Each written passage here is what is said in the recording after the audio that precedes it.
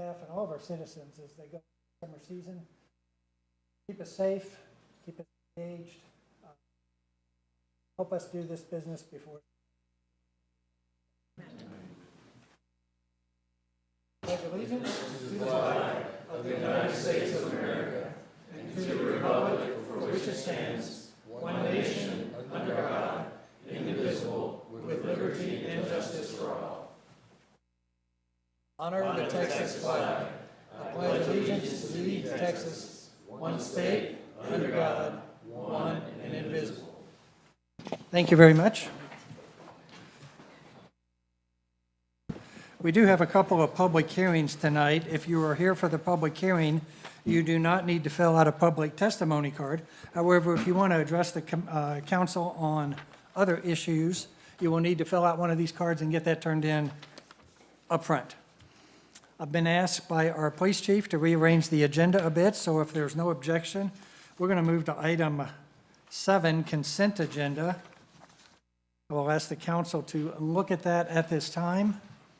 Item 7, consent agenda on our regular meeting.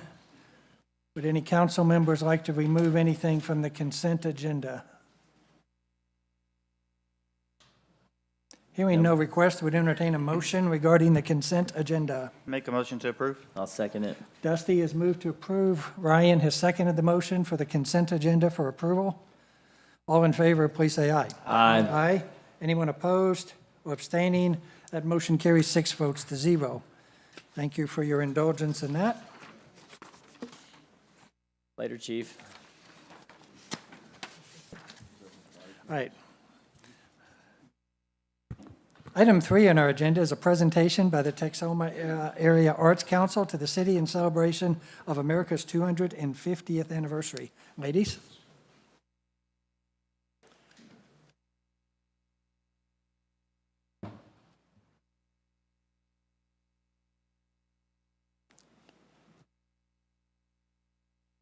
Dr. Harlow, welcome.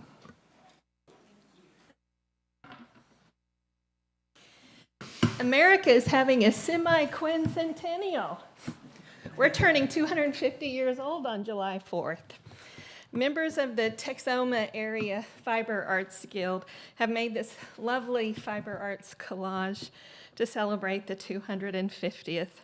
The Guild started here in Van Alstyne in 2024. We meet every month from September to May, and we have 25 very loyal members that all helped make this. Ladies, would you all want to introduce yourselves real quick? Ms. Kessler?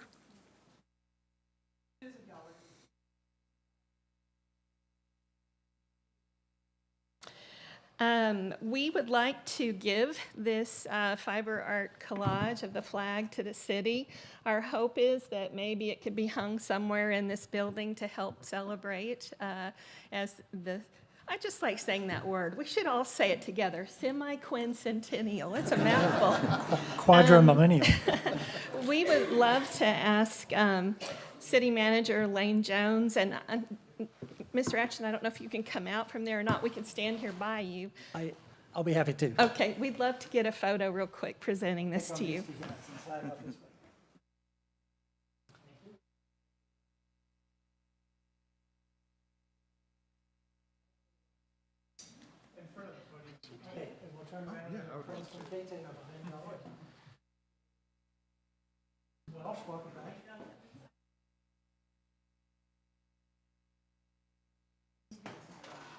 I see you're in every shot, buddy. We'll go first. 1, 2, 3.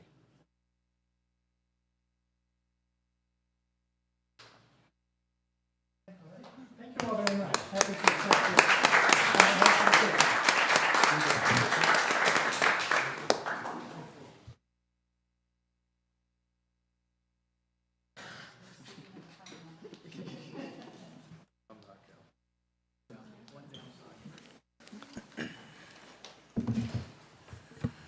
Item 4, this is the time for public testimony on items, unless you're going to address us during the public hearings that we have scheduled. Would any citizen like to address the council at this time? Second call for comments. Third and final call. Seeing no one seeking recognition, I will declare the public testimony portion of the meeting to be concluded. We'll move to item 5. Items as a result of prior work session. Consider a plan of finance to issue certificates of obligation and direct staff to move forward and execute. So Mr. Jones and Mr. Sabonis presented us with a plan of action for finance, a plan of finance. Any other comments at this time regarding the plan for certificates of obligation and their usage? And Mayor and Council, if I could interject, as Mr. Sabonis covered in his presentation, it's a multi-step process. So what staff is asking for tonight is not the approval of the plan to finance, but direction to staff to continue with the steps precedent to that decision. If that's the direction that council gives, then we will set those subsequent hearings and notices and all the things that need to get that item before you for ultimate consideration. Thank you. I'll make a motion for city staff to move forward. Got a motion from Ryan. Is there a second? Councilman Thomas has seconded the motion to direct city staff to move forward. Any further discussion? All in favor, please say aye. Aye. Aye. Anyone opposed or abstaining? That motion carries 6 votes to 0. Thank you again, Mr. Sabonis. He escaped. All right. Moving on to some public hearings we have. Item A, conduct a public hearing to consider, discuss, and act on approving the Comprehensive Plan 2035 and adopt the accompanying ordinance. Alex, welcome back. Thank you, Mayor Council. We made it. In 2026, June 9th of 2026, we're here to present the final version of the Comprehensive Plan, Comp Plan 2035. This all began in 2023 when we went out for an RFP to identify a firm that could help the city go to the General Land Office to procure a grant that would fund a comprehensive plan.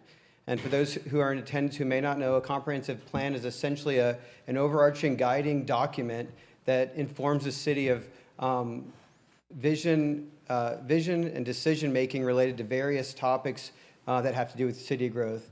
Land use, transportation, quality of life, community facilities, economic development, and not only does it establish a vision through extensive public outreach, it also introduces an implementation plan that sets the step forward. And so the plan is called 2035. Our goal with this plan is, with the public input we've received, to set a vision going forward for the next 10 years into 2035. Granted, it is about 9 years now by the time we're wrapping this up, but at the time we started, it was a 10-year plan. Most cities will adopt these plans for about a 20-year horizon period. And notably, the current comprehensive plan that the city of Van Alstyne's operating under was adopted in 2003, so a little beyond the 20-year horizon period. But as everyone knows, with the growth that we're experiencing, 20 years is probably not enough, and frankly, within 10 years, we're probably going to need to be making some significant amendments to this plan as things grow and change. So with that, I've just put a quick slide up for the benefit of everybody in attendance, just to kind of show where we've come from. As I said, we applied for Grant 2023, fortunate enough to be awarded the grant funds, and so this is fully paid for by our friends at the General Land Office. From 2024, Public Management Incorporated was selected as our firm. Dalton Aiken with Public Management Incorporated is in attendance this evening, as is Jason Clonch with Catalyst Commercial, who is a sub-consultant on the comp plan team. Dalton and his team, from February 24 forward, began taking an inventory of current conditions, sidewalk conditions, drainage conditions, housing conditions, getting a handle on all the various plans and documents that we have. The Economic Development and Community Development Corporation had done visioning in early 2024, generated a report called the DADCO Visioning Report. There was a Parks Master Plan that was adopted in 2019. There were some other downtown visioning studies that were done in the past. And so cobbling together all the documentation and information, coupling that with the on-ground inventory, began to assemble a body of information related to the city of Van Alstyne. And once compiled, we did engage in an extensive community survey from the fall through the winter of 2024. Put together, we presented a plan, I believe it was at 25% at Town Hall number 1 in April 2025, which was very well attended. I think I recall about 300 in attendance at that time, all in. Presented the 50% plan in September of 2025, and we just wrapped up with our third town hall in May of 2026. So between the town halls, community survey, very proud of the enthusiasm the community shared, the input we received, and so with that, also do need to give thanks to the Planning and Zoning Commission members that are in attendance this evening. They were at the very heart of providing input, guiding direction, hosting meetings, reviewing drafts, and putting together input that is resulting in the draft that you're receiving this evening. So they did formally recommend unanimous approval of the draft comprehensive plan. The QR code on the screen here will take you to the plan if you have not had an opportunity to do that. But this evening is the formal public hearing for adoption of the plan. So as I think I've said at the Planning and Zoning Commission meeting, this really isn't the end of a process. It really kind of is the beginning of the next more important process now that we have received all this good input and have an implementation plan ahead of us. It's time to start getting to work and amending ordinances as need be, engaging in different initiatives and efforts that are outlined in the plan and the implementation plan that has been provided to you. So with that, I apologize for the numerous comments. Dalton, I believe Dalton Aiken with PMI would maybe like to say a few words to the council, but beyond that, this evening is the opportunity for the public to share their input in a form of a public hearing that would ultimately lead to the adoption of Comp Plan 2035, which of course staff is recommending approval of. Thank you, Alex. Dalton, welcome back. Welcome. Thank you all very much for having me tonight. As Alex said, my name is Dalton Aiken. I'm the Director of Planning for Public Management. It's been a pleasure working on this plan, getting to know, P&Z better, council, residents at these 3 town halls that we've had.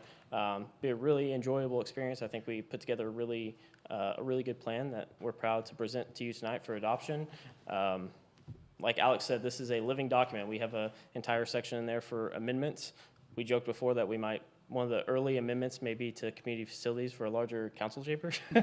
But overall, this is a living document that will change as the city grows, but really good vision, community-supported vision in this document. So with that, I'm happy to answer any questions y'all have. Any questions from council before we go to the public hearing? I have one question. I don't know if it's for you or attorney, but I just want to clarify that this is a suggestion, right? It doesn't approving this doesn't hold us legally obligated to zone in a certain way or. That is absolutely correct. So Chapter 213 of the Local Government Code governs this, and in fact, a map, 213.05 says the map of a comprehensive plan has to contain the following language. This is the verbatim language. A comprehensive plan shall not constitute zoning regulations or establish zoning district boundaries. So it is an overarching document to deal with things like transportation, growth, vision. It can definitely be amended. That's very common as different factors come in. So it is a sort of very top-level document. Your zoning and your things like that will still continue to operate. This will be a guiding sort of star for that, but it doesn't lock you in for the next, till 2035. It definitely can evolve with that. In addition, the city, I think, the city is not required to have P&Z review this, but that is an ability for the city to do that, and so the city sort of run it through an extra layer of review that was not required. The public hearing, of course, is required, but it is a overarching top-level document, not a detailed locked in for the next 25 years. So.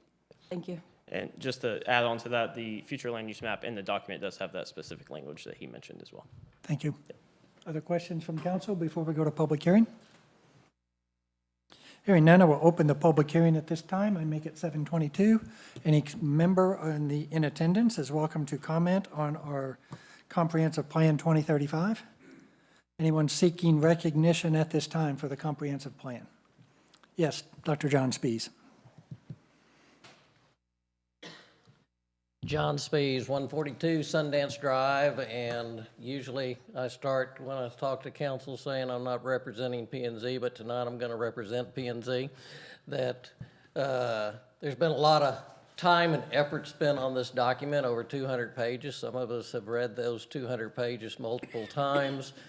I just want more than anything to thank the consultants for their work and to thank the city staff for their hard work in going over and over and over this, and understand that P&Z has already started some preliminary meetings and will dig in very deep and start recommending changes to ordinances and zoning and stuff like that to y'all as a result of this document. And we're going to have some extra meetings coming up on a regular basis, and we do see this as an ongoing document, and we're pretty proud of it. So we appreciate y'all allowing us to be a part of it. Thank you, Dr. Spees. Anyone else wanting to make comment at this time? Second call for comments on the comprehensive plan. Seeing no one seeking recognition, third and final call on comments for the comp plan. We'll declare the public hearing portion for the comprehensive plan to be concluded, and we'll move to council deliberation, consideration, and action. Anyone from council wish to make comment or question? I just kind of recognize not just what P&Z did or city staff, but also the citizens. We had, I forgot what the number was, but it was a pretty large amount of citizens that actually participated in these surveys. What is it? Like 1,100?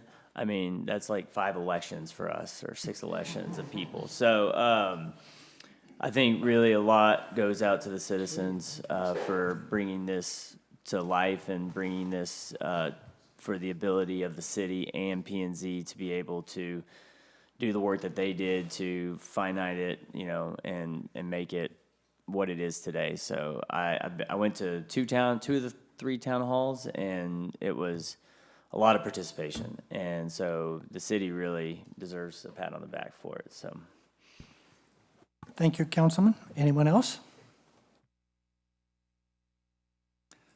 Yeah, I'd just like to reiterate, definitely planning and zoning is a lot of zoning and not much planning. This was the opportunity for planning, and it's critically important. Just one example, not to diminish other areas of the plan, but the thoroughfare plan is critical as we go through over the next weeks, months, years, that we can show a developer, hey, we've got a thoroughfare plan for the area of the city you're looking to develop in, and require funding from the developer to implement the thoroughfare plan. And that's just one example of many ways that this will guide us in the future and enable us to move forward in an orderly fashion. So thank you to our Planning and Zoning Commission. I just have one comment for an amendment. On page 4, Mike Malone's name is mentioned twice. As much as we like Mike, let's keep him on the Planning and Zoning Commission.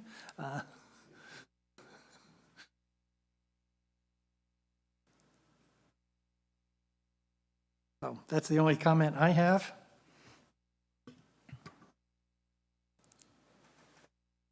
And would entertain a motion to adopt this with my recommended change. Make a motion to adopt it. Dusty has With your moved. change. Dusty has moved to make, to adopt it with the change. Katrina has seconded the motion. Any further discussion? All in favor, please say aye. Aye. Aye. Anyone opposed or abstaining? That motion carries 6 votes to 0. Thanks very much. We're moving on to item 6B, consider, discuss, and conduct a public hearing and act upon request regarding the following items received from the property owners of plus or minus 176 acres, generally located on the north side of FM 121, east of Hackberry Road, Solera. So our process tonight will be a presentation. Alex and perhaps others from the development community will talk to us about the development agreement, the annexation request, and the request to zone to a PD. Then we'll open the public hearing so as to avoid any confusion. The public can comment on 2 of those 3 things, annexation and zoning. So Alex. Thank you very much. Those were some of the remarks I was going to make as well. I appreciate that introduction. We are coupling all the items, the annexation, the zoning, and the development agreement, because they're all interrelated. We'll provide a presentation. You'll receive a presentation from myself as well as the developer prior to the public hearing. And so I'll provide some brief introductory remarks related to each of the annexation, the zoning, as well as the development agreement, and then hand it off to Scorberg, John Arnold with Scorberg Development. And so what I will also say in addition to that point is, should these items be approved, items 6B, there are future items on the agenda later that are related but are not for consideration now. I just want to avoid any confusion related to that to the folks in attendance. But this proposed development for annexation, zoning, and a development agreement does include a PID and a TERS terms. We'll touch on that. But should this item be approved, there are some items related to both the PID and the TERS later on your agenda as well. So those are not up for discussion, but I just want to try to be clear what's happening with the various items that relate to this development, which is called Solara. Solara is the 177 acres that is located on the north side of FM 121. It is east of Hackberry, and it does slightly intersect with Hackberry up north of it. In terms of the annexation itself, it's pretty well straightforward. The property is currently owned by 3 property owners. Each of the 3 property owners, it's included in your packet, has submitted a petition to voluntarily annex the collective property that each of the 3 owners has into the city limits of the city of Van Alstyne. And so there's not much else to provide in terms of a background on the annexation itself. With annexation does obligations for the cities to provide emergency services, utilities, water, sewer, et cetera, and those terms are included into the development agreement. But again, the annexation itself is pretty straightforward. The 177 acres is proposed to be zoned into a planned development or a PD. So I'll touch briefly on some of the high points of the requested zoning. The Planning and Zoning Commission has held a public hearing and considered this request as well at their last meeting. The 177 acres does consist of 453 lots.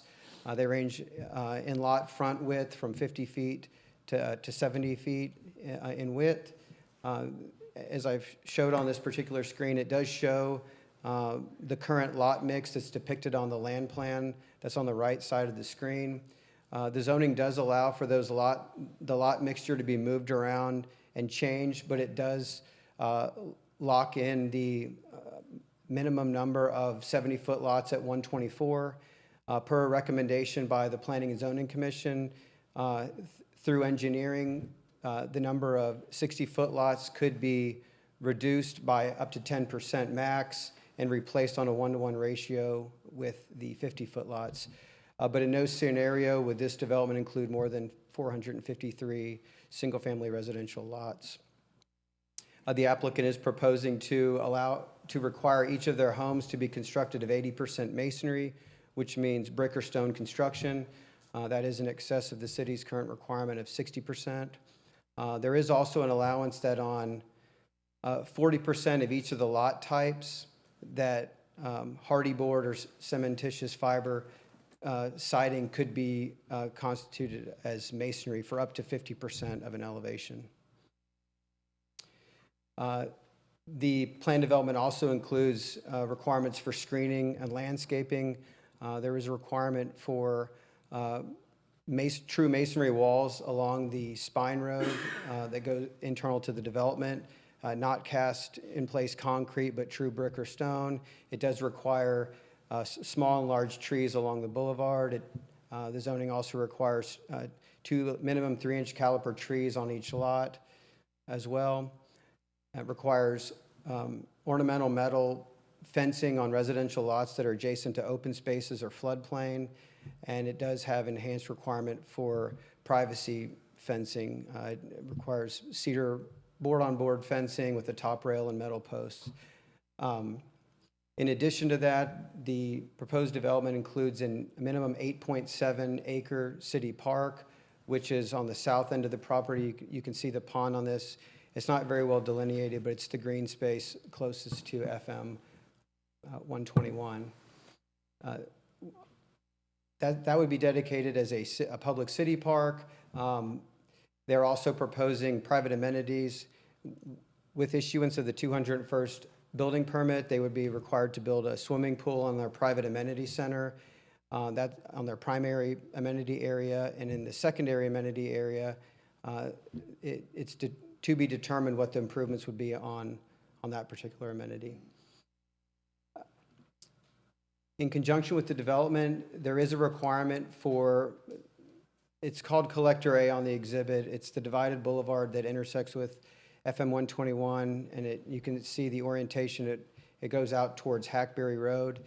The entirety of that road is required to be built of concrete in the first phase of construction. So the developer will probably get into some information of their phasing and timing and sequencing of development should this be approved, but that road would need to be constructed with the first phase of development. Second to that, the development agreement does include some terms related to Hackberry Road. Currently, there is a requirement in the agreement that would require the resurfacing and striping of Hackberry Road from the intersection, from where it intersects Hackberry Road south to FM 121.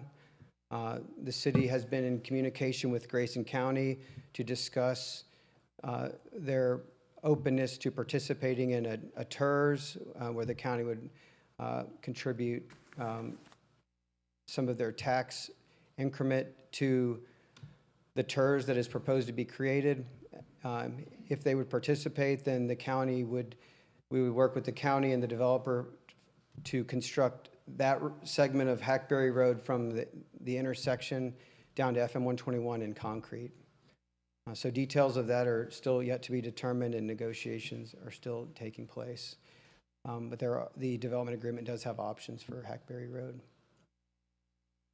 There is significant floodplain on the property. The developer's proposing to build 10,000 feet of concrete trails throughout that, connect to Thompson Farms, with an obligation to build a minimum of 10,000 feet with the first phase of development as well.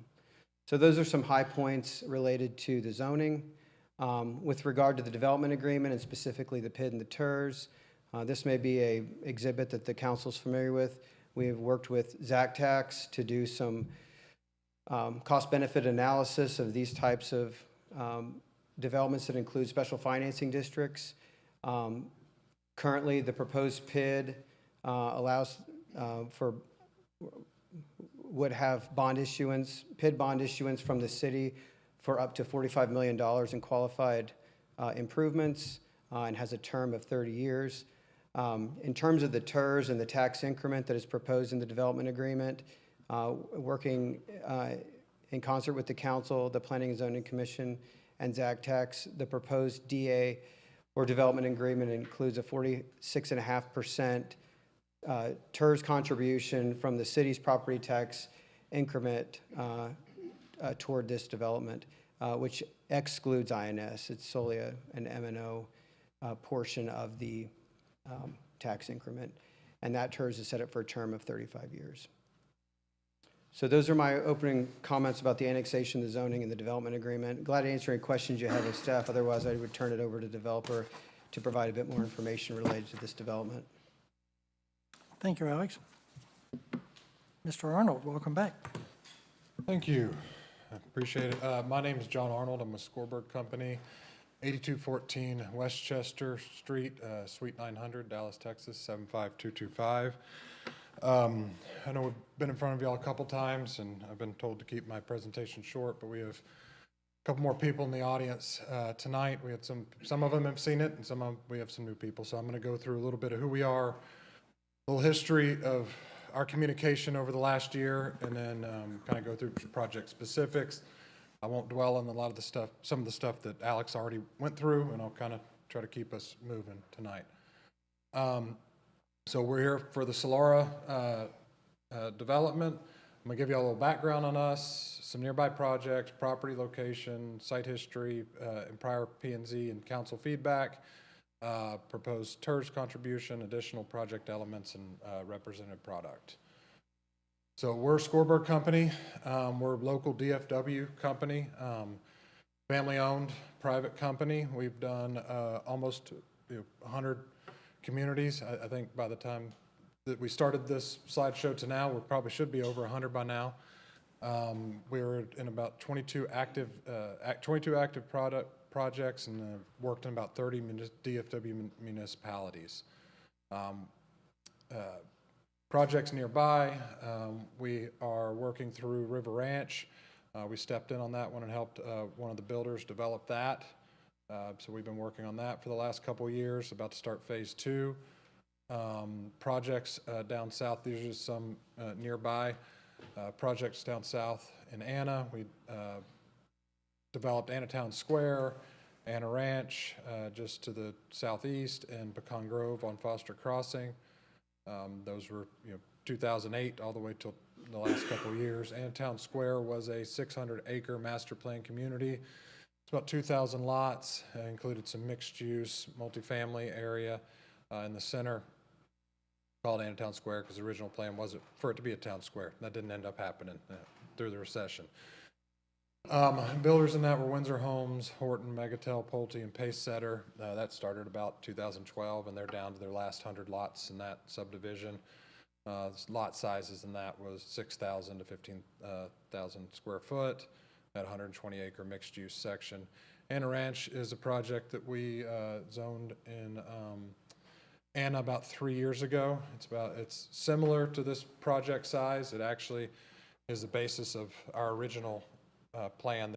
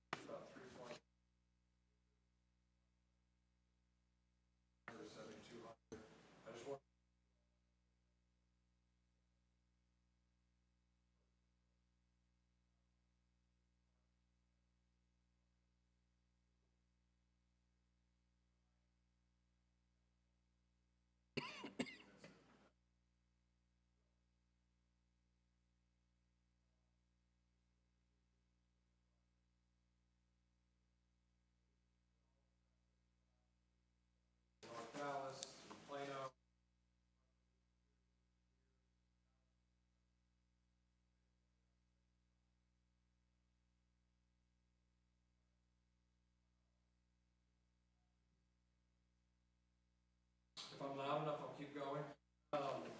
This project, like I said, is about 177 acres. It's currently located in Van Alstyne's ETJ, west of Hackberry Road, just west of development. A little bit of history for those of you that have first started talking to staff about this project in probably August 2024. And it came to P&Z in March of 2025. So March 2025, we had a couple work sessions with P&Z, presented in a work session to council late last summer, and then we kind of paused on this because we were through that process. We started discussing a PID and a TERS, and we all kind of wanted to wrap our minds around what that would be. So put that on pause, worked with staff and ZACTAX, who the city hired, and our consultants, and kind of worked through the ins and outs of the PD and what would be involved in that over the about 8 months, 9 months. And we came back for combined P&Z and council work session in March, and then another P&Z work session March 18th. Told council where we were in March as well, and then came back to P&Z in April, and then just met with P&Z on May 19th with the final plan, and received a recommendation of approval. Original plan, like I said, it was 567 lots. The density was close to 4 units per acre.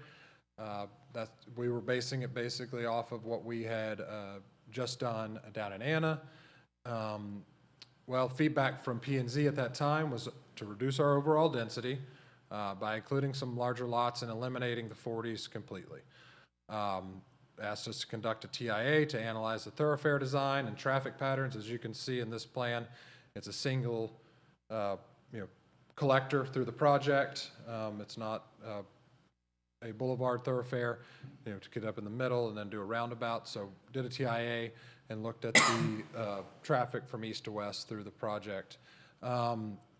We increased our public and private amenities, and we were able to do that because a suggestion was by P&Z, well, why don't you look at, when you're coming in, look at using a PID and a TERS and see what you can present to us. So that was about 3.2 units overall density before, probably close to 4 if you take out the floodplain.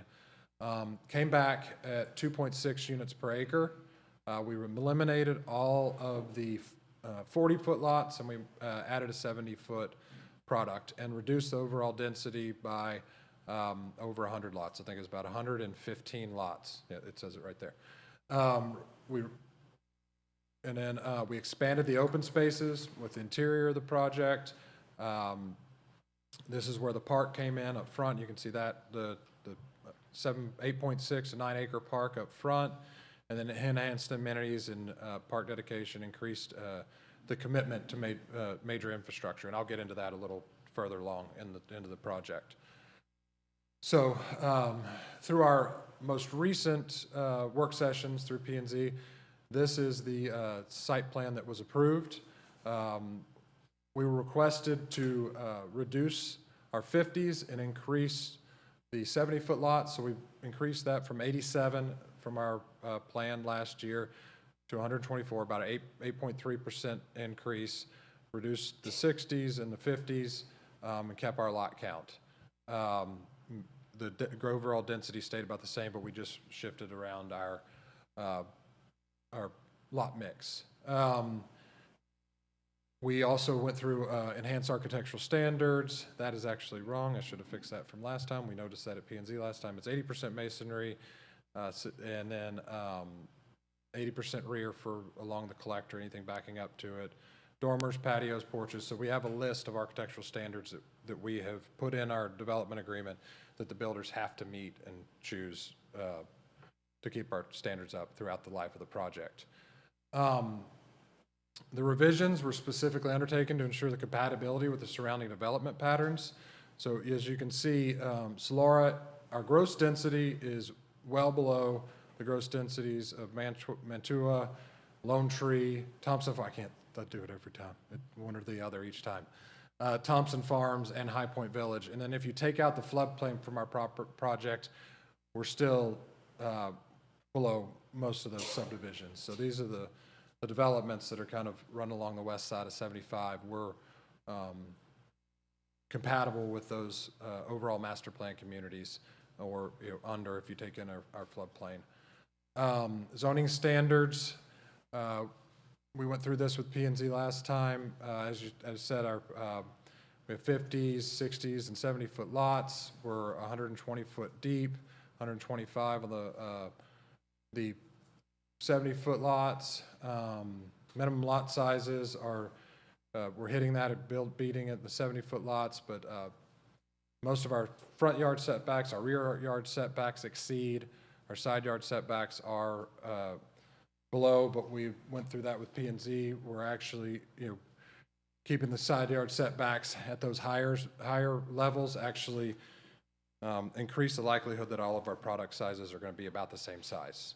We won't have a diversity of product throughout the project if we don't keep those lot sizes.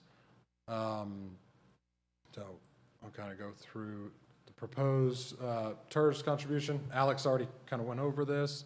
We originally proposed a 55% TERS contribution that included the M&O and INS, the maintenance and operation and interest savings.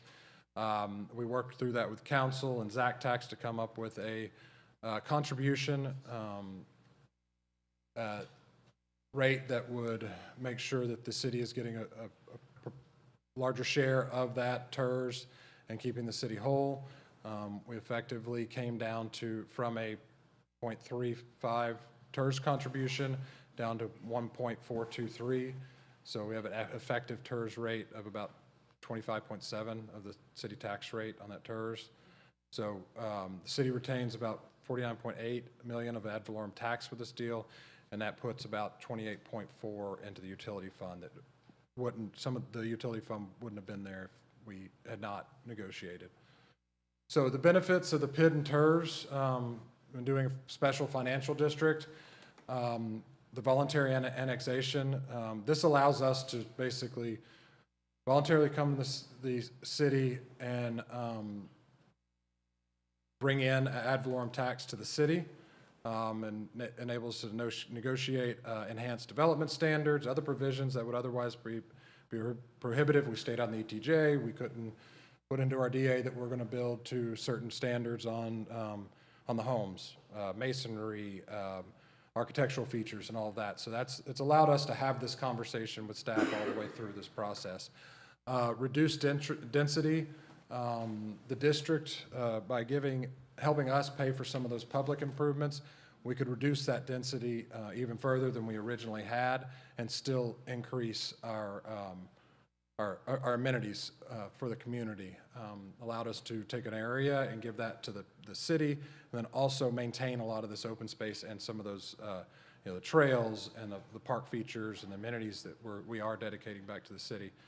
We were able to do major infrastructure. I'll go further into that, but the roads, Hackberry, we are doing some major sewer infrastructure improvements along 121, and plan to do a water loop from Thompson Farms to the tower, to the water tower, to complete a redundancy that's missing as of right now.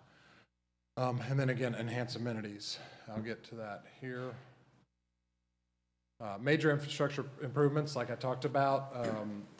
We originally just had a collector street going through this project because it was an internal neighborhood street. We've now, increased that into a divided collector, and then a 60-foot collector going after the roundabout, down to one divided collector from 121 to the roundabout, and a 60-foot all out to Hackberry.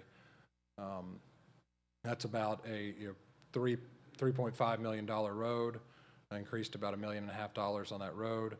Hackberry, Alex already kind of went over this. Right now, we have committed to resurface and restripe that, because right now it'd be at county standards. We're working with the county to be able to build that as a concrete section from our entrance down to 121. The water this is what I was talking about with the water line.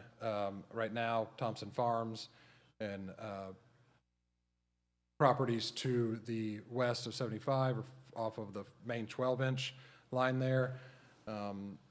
And this would provide, the city engineer looked at this just recently and said that a 12-inch water line looping to the water tower would increase the water pressure and safety in the area. And then we're doing a lift station and force main upgrade that could serve future developments out to the west.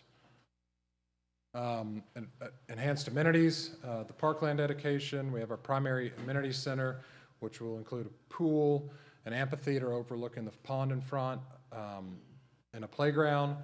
We'll have a second amenity area along the pond area and the floodplain going northwest through the property. The plan is to have the trails along there, do playgrounds and parks along there, and a rest area with a pavilion. Over 10,000 linear foot of trails connecting the parks and amenities, and then adjacent to the adjacent development. And I believe Thompson Farms recently put some gravel trails through their floodplain area. We would connect those, but they would be concrete. We promised our trails would be concrete. So we'll replace some of the trails that were just put down Thompson with concrete. And then our enhanced entry monumentation. So this is a picture of the kind of the trail system. This is general right now, obviously not laid out. We have not in perfectly. Some examples of the amenity. This is kind of the idea of going down between the houses and the floodplain. Niagara Park, this is some ideas that we presented to city staff for what you could put in that park. The picture there of the pickleball court, that's what we did put in Anna in their park. And then an enhanced entry feature, we'll do a very nice entry feature off of 121. And then these are just some pictures we can go through and come back to them later. This is representative of the pavilion and additional parks that we put through, and then product for some of our builders. And thank you. I'm here to answer any additional questions. Thank you, Mr. Arnold. Thanks for coming up tonight. Any questions from council for either Alex or Mr. Arnold before we go into the public hearing? Hearing none, we will commence the public hearing at this time. You'll have 3 minutes per person to address the council on this topic, specifically this development, with regards to annexation or the zoning as described, as we just heard, the project in general. I will ask that you come up to the microphone and state your name and your address. If you don't want to give me a house number, that's okay, but a street is helpful. I'll keep time up here. So let's get an indication of how many people would like to address the council tonight. You'll show me a hand if you want to come up and address the council. We'll start with Mr. Sullivan.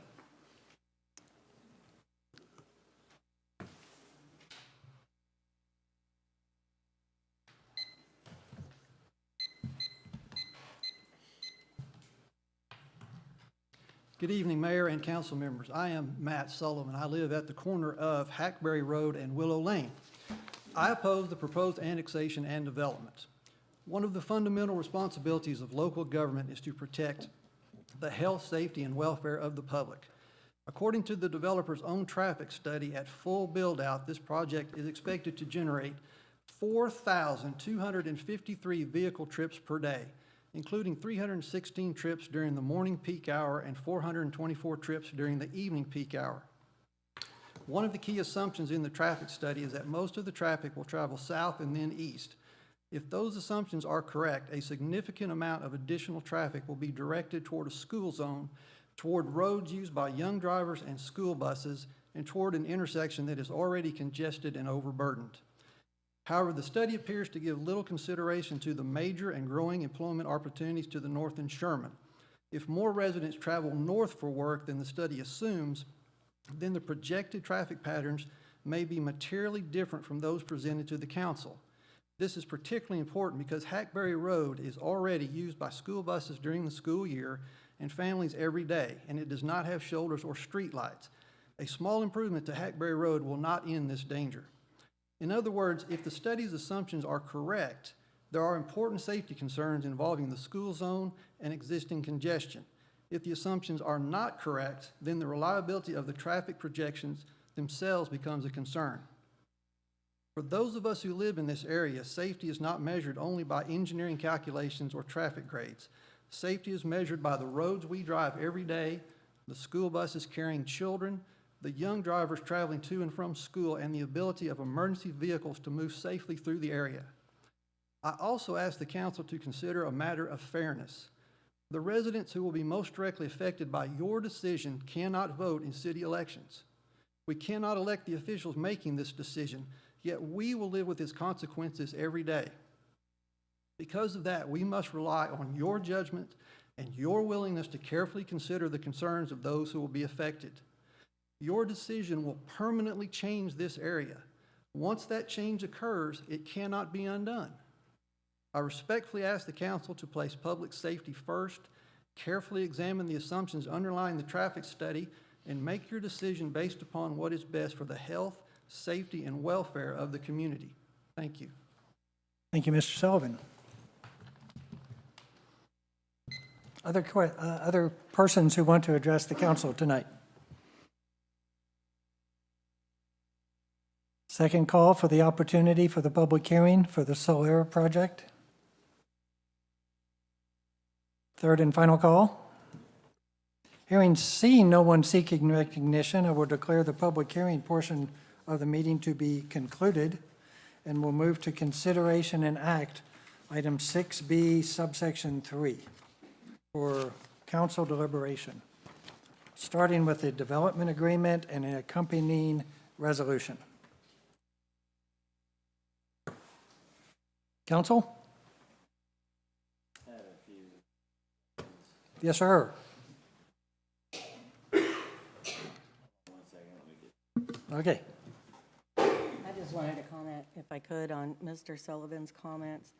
I appreciate what you're saying. I just hope that you do understand if the city does not allow them to annex, the requirements would be much less, the density would be much higher, and you would still have all of the issues that you mentioned.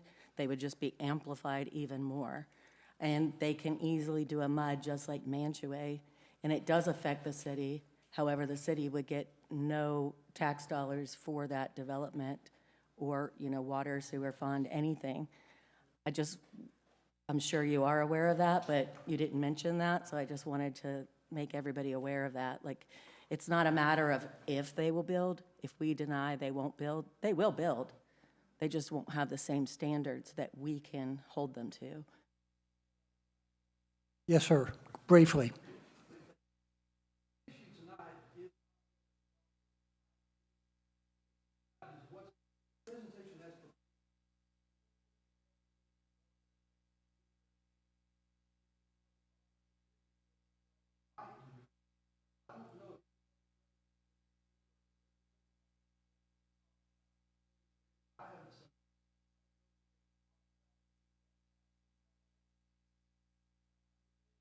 You have considered, right? Here.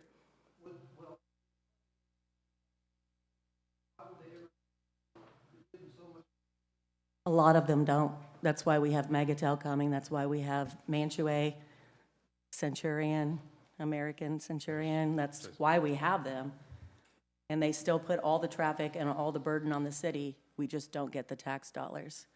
And I'll let him speak for I the just month. want to say, y'all have asked that question, I think, We have. 7 to 8 times over the last Yeah. couple of years. Why are you here and why are you not doing something else? No, we haven't done many MUDs. We have an MMD, we've done districts. We've gone down the road to do a couple MUDs, but we start here typically. We start with the city and we start with a project that's going to work with both of us, because just like I showed you, we've been in business for 40 years, and we've been in business for 40 years for working with people. And that's what we came to y'all to do, is try to make, the best project. And if it's not us, and if Scorberg doesn't do it, there's going to be somebody right behind us that is. So we want to make, negotiate, make the best project for both sides. That's why we spent the, last 2 years working with y'all. Thanks very much. Councilman Neal? If you could go back to the picture of the Development? the development. So I was at the P&Z meeting, which was the first time I've ever seen this place completely full, and it was interesting. There's a lot of people that had some concerns. And a couple things that came from that meeting that I think I saw in the PD or in our packets about the lighting, about, lowering the illumination amount to legal standards. That was a point that was made in the P&Z meeting, and then it came back to y'all, and y'all, I think, took that into consideration. We agreed to that. Yeah. So every time that y'all, when we go back to talking through MUD or developers that are willing to work with the city, or developers that are not going to work with the city at all and just go build, you've been in this chamber more than most people are in this chamber in the past 2 years. Yes. You've came back and have worked and worked and worked, and you take some of these things that are being said, and you apply them to be able to create the best project possible, like you said, that could be both beneficial for the city and for your development. A couple things that I had, or one in particular. So when you are driving through on Willow Lane and you're going west, there's a concern from a resident that lives right there at the street that goes up to go out. I don't know what address that is, but it's basically where those last purple on the far left is. Their house is on the south side of that. Yes. And we were talking about that right now it's a pretty small rock road, and we were talking about easements and who owns what and everything. are those houses,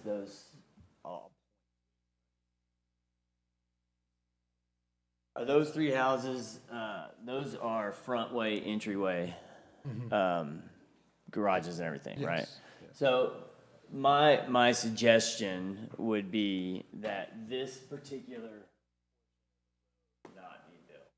Okay. So meaning it stops here and it goes. Yeah, we Don't can work give with staff on anybody that. the ability to be able to drive down this rock road. And I also told those landowners that I'd be willing to sit down and talk with them. There is a discrepancy on the plat, on the surveys between the two of them. Okay. There's an overlap there of about 5 to 7 feet in some areas. We actually planned this above that discrepancy, just so it wasn't an Yeah. issue. But yes, I'm willing to have that discussion. Because my and concern discussion with was, staff. I drove out there and that's a very small window Okay. of a road right there. It's not even Yeah, a we can road. relook at It's a- that design, especially when it gets on ground. We have final topo and everything like that. And then maybe, I don't know, are you planning on building any sort of barrier along that road to protect or to shield out residents on this side to people looking in backyards and everything like that? It might be a consideration to look at as Yeah, you go through it. We will, definitely. Talking to the landowners over there just to help keep some of the privacy. Yeah. Eh. Definitely plan for landscaping and everything. Fencing is an easy Yeah. add. And then do you have, and city can maybe answer this better, but are there, where are we at, Alex, on just the participation with the county? Is it moving forward? Is it kind of stagnant? Do you expect them to participate in the TERS? We met with the judge and the precinct commissioner yesterday. I don't want to say too much, but they did verbally suggest that they were willing to participate, that they were open to the idea. We would have to get some cost estimates and generate some more data for them, but I think it's safe to say that Judge Dossi suggested he was willing to entertain the idea, so. And one of the things that does concern, I'll be the first to admit, when I drove up Hackberry, it was the first time I ever drove up Hackberry, living in the city in 14 years the other day. Is there, even if we build it out to where it's not a concrete road, but you expand it, you resurface it, you stripe it, to where we can add in the PD lighting on that road, because that road is a very dark road? Like soft lighting? Yeah, I'm not sure how, Alex? the problem, I don't know if I can put a light within I don't know. I would have to ask the county. All of that. I'm just saying, if there's a pathway I forward to be can't able to say do it. yes to you, but I can say I can work with the county on doing that. I think we've had positive conversations with them. We're gonna take forward all the engineering and all that, the cost on that, giving them the engineering studies, doing the plans, doing all that. So we'll work with the city on that. If there's a way to put some lighting down there, I'm not sure who the electrical provider is, or if you can put solar lights. I'm not sure what you can put out Yeah, there, but I'm just saying, can from have what that my understanding is, if the county participates in the TERS and they concrete it, then we would take over on maintenance, or as a city street, is that correct, or? So if the county were to participate in a TERS and it were to be improved to concrete, then the city would need, the city would annex the roadway, it would become part of the city limits because the county cannot maintain concrete roadways. So it would effectively become part of the TERS, a city road constructed of concrete, and at that point, we would have, well, we'd have to explore the opportunity to get the electric and run lights. If it were to not be included in the TERS and remain a county road again, then. It'd be up to the county. Yes. Okay. So just some consideration on that too. I have full faith that we would be able to figure that out. work with the county to be able to do that. Our staff has been great, and the county, they do a lot of good work as well. There was a couple other things that was new that came up. The distance from Thompson Farms, the back end of Thompson Farms to, I don't know, the houses that jet out the most on that particular Yeah. sheet. Oh. What's that distance? That's what this is. Oh, sorry. You can see on that, that's From the cul-de-sac, from the cul-de-sac lots, it's about 400, 500 feet Okay. from the nearest lot. There's floodplain through there. I got a few conversations with some of those neighbors that live along there. And It's no, floodplain, it's treed, and we're not gonna clear cut that floodplain. and you're not area. taking the We trees can't- out. We can't, there might be a couple areas where we have to do some grading through there, but there's gonna be no clear cutting. Like, there will be a buffer of trees through there. Because you got to get walkways We'll through it cut a and stuff trail like through that. there. There might be some grading down to the area, but there is a healthy buffer of trees between us and them. Okay, I that- just want to that make will sure. Remain, and so you've got, at your closest point, you're 500 feet. Okay, that was in our packet too, so I wanted to make sure that was addressed.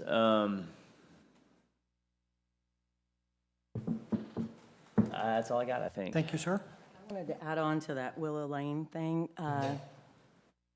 The lady that's sitting next to Bob, I don't mean to call you out, but I know you had a concern about it, that road to nowhere going in front of your, what? Mrs. Walker. Mrs. Walker, going right by your driveway, like feet.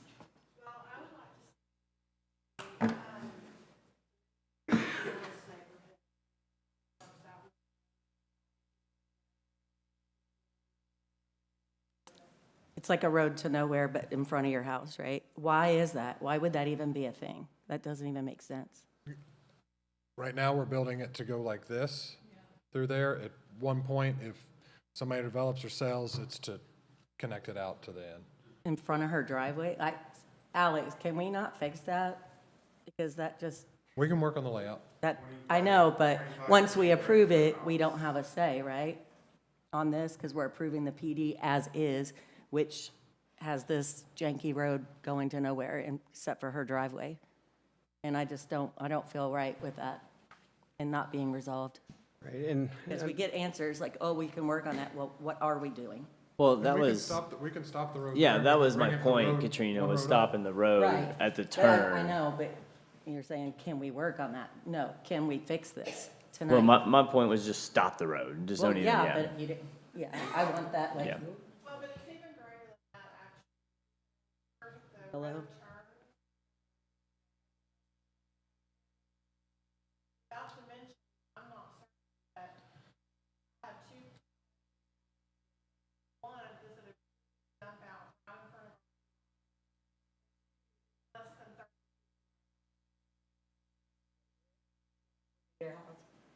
But they No, show the the road green- going further, right?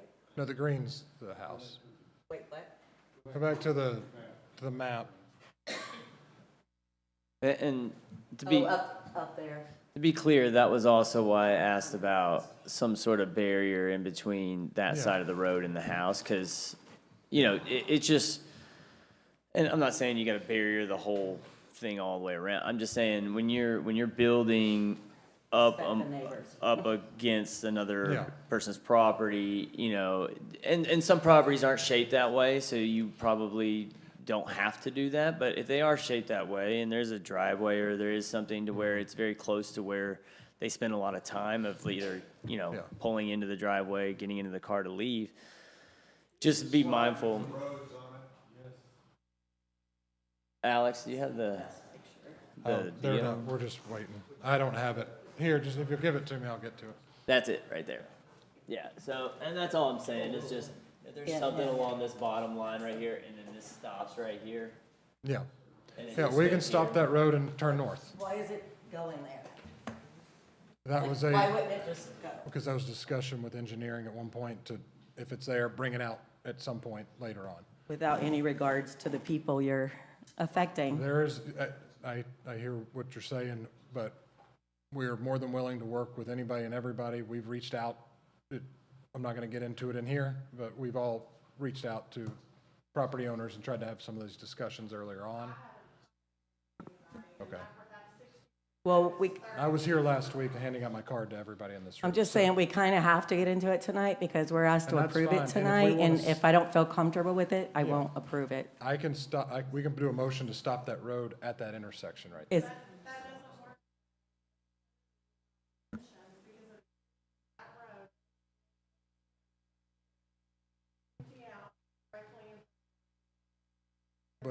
But they don't, though.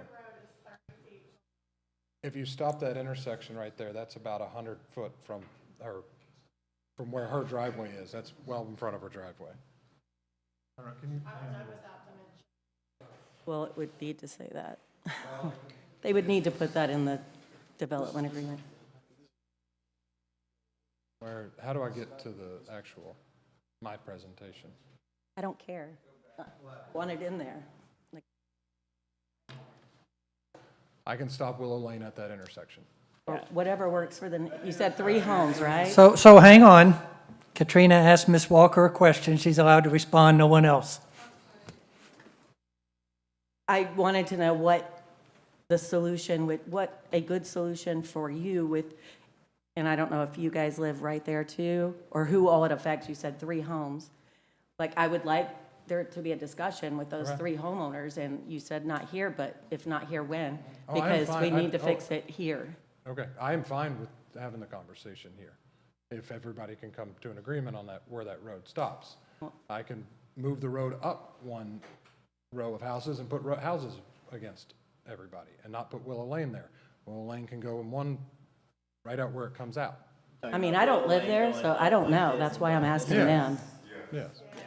I think you put the back Yeah. of people's houses up against that, but again, when Yeah, you I'm have fine with wooden that. board. And I'm fine with honoring the discrepancy on our plat right now. There's a 5 to 7 foot overlap. I'm willing to put a 20-foot buffer along that property line, so there is a buffer and there's a fence and then there's somebody's backyard. I think that solves But I don't that actually problem know and if gets rid that of that solves the road. problem, because you still have, well, I'd have to put it north of Willow Lane. I'd have to leave the gravel road there. Because So- they both. Okay, yes, I hear you. Because the way it stands right now, where the that's the continuation of the 14-foot gravel road, Blackberry. And so people are gonna be using, Yes. they're gonna take the gravel road and Mhm. the Okay. 60-foot road. Okay. So the only way I see to correct this is that little jut down to the road needs to be moved down. We're not gonna move that jut down. We're going to stop the road at that first, I don't know if everybody can see it. Can you- No. So, see where that first road is, yes, you're pointing at the right one. Okay. No, wrong one. That one. Katrina, look where my finger is. I can't see your finger. Right up there, follow the red line, follow the red line. Lee, can you reach that? We'll stop the road there, it'll turn up and it'll go straight out, Oh, okay. and then Okay. we can bring it down. Okay, And gotcha. I'll leave the gravel road. Okay. That would need to be a collector. Yes, it would have to be a collector width. Yes. And if I'm removing a collector, I can widen that road a little bit and probably leave the 15-foot for them on the gravel road. What I would like to ask is if the gravel road we can work on it to straighten it out along the property line. So I'm gonna bring those lots down. I'll put a 20-foot buffer, and then we either put the road in that buffer, but just straighten it out. Because right now, it's over where there's a discrepancy. There's about 5 to 7 foot discrepancy where it shows I own it, you own it. So, we'll honor that survey conflict and kind of leave the road to where it's in that 20-foot buffer there, behind those lots. Well, I mean, I think from our viewpoint on just that entry-exit way, Yeah. I think that solves a lot of problems, and I think that needs to be the design of Okay. the. Well, we didn't let project. her answer. Yeah, but I know, but I wanted to hear it. Okay. He was asking her a question, and he said, is that okay with you? Okay. I will have enough room there to keep her road there. And we will work through that out privately. Yeah, Alex, will we have an opportunity to look at a plat at a future date and vote yea or nay on Yes. on a final plat My that will plat's show coming this in- details? My plat's coming, well, you won't, P and Z will. Yeah, I was going to say, the planning and zone, so were this to be approved, the plat would go, the preliminary plat would go to the Planning and Zoning Commission, but, and David may wish to chime in, if we're heading in a direction where there's going to be a modification to this land plan, we would likely need to swap out exhibits. And so we could share an updated plan informationally with the council to reflect the changes that are made based on this, on the Like with floor. a Sharpie or No, tonight, or what are I'll you be- saying? I'm saying, John would Come back? development agreement exhibits, zoning exhibits would need to be amended and modified to reflect these changes. They, I don't know if you approve it, we would just swap those sheets out. Everything else would have to remain in line, but then we could give back to you those Yeah, but we modified can exhibits. approve it but with they're- the, But they wouldn't be for action, they would be informational, unless this were to be tabled and you wanted to see the modifications saying. come back formally. but David, they could be approved with that particular change in the. Right, so, yeah, trying to figure out how to avoid tabling this, if that's council's pleasure, is this agreement could be approved as it is, subject to a modified Exhibit C concept plan with the changes that are contemplated. And what we'd want to do is probably have Alex and the developer sort of agree on the record that, and my understanding is that the road currently shown as Willow Lane would be cut off at the juncture. It would be instead routed up where the street above it currently is. It would be Y. It would be made a collector, and those lots would be pushed down onto the property line.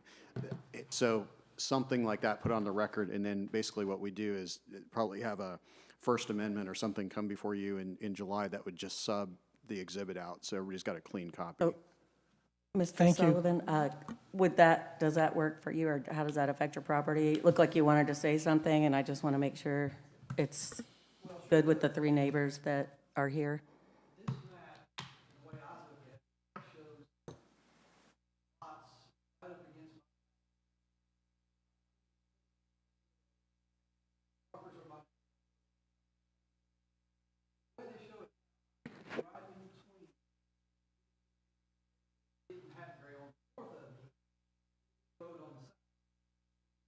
There's one lot against him.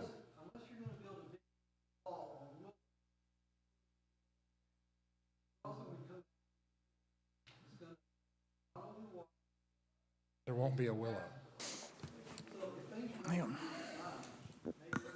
We just said there won't be a willow, so nobody's gonna be driving up and down Willow by the walkers. And then there's only one lot backing up to your back fence. I'm not putting a road on your back fence.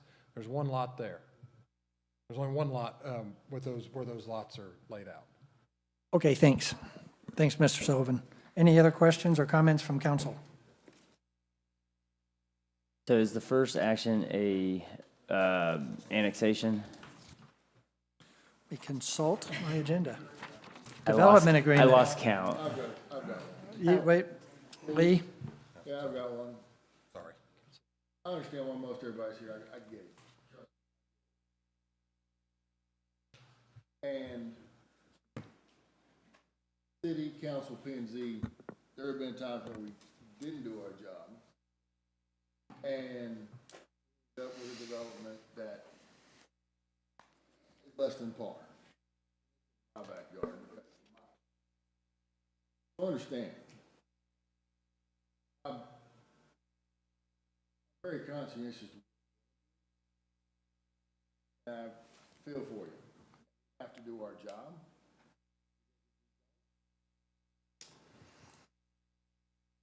Consequences are much worse. That's what I'm having to do. So, understand.